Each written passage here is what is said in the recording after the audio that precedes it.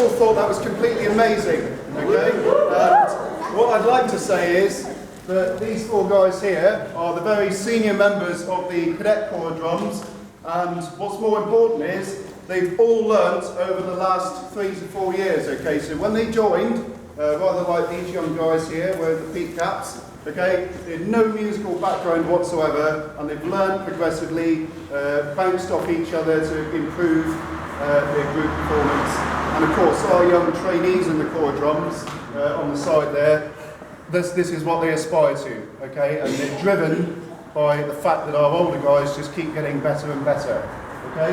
Now, what's it all about? Well, all of the armed forces around the world all have their unique traditions, okay, which all come from one place or another.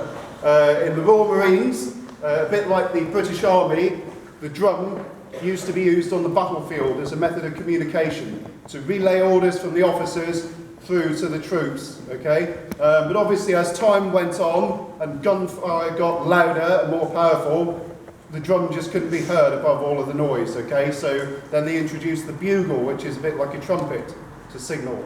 All of these things, most of you will be familiar with anyway, because you're all musical, and there are lots of drum and fife corps from the USA, etc.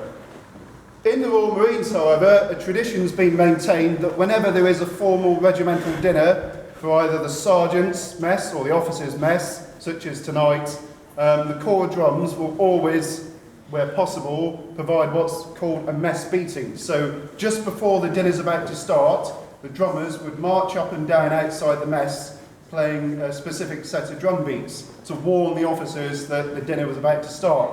Now this is developed over time, and a bit of showmanship's been thrown into it, of course, into what you see tonight. And the important thing is, obviously tonight it didn't quite happen because it's quite dark outside, but these guys had literally just come off doing exactly the same thing inside the officers' mess for the sergeants and the officers of the Royal Marines based in these barracks.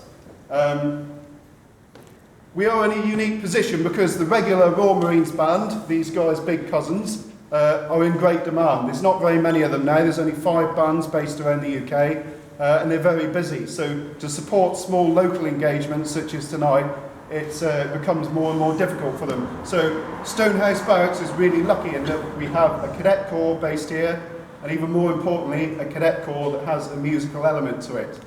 Okay, so without further ado, I'll ask the Corps of Drums to march off, and once they have done, we're all looking forward to seeing a short performance from yourselves. Thank you very much. Drum major,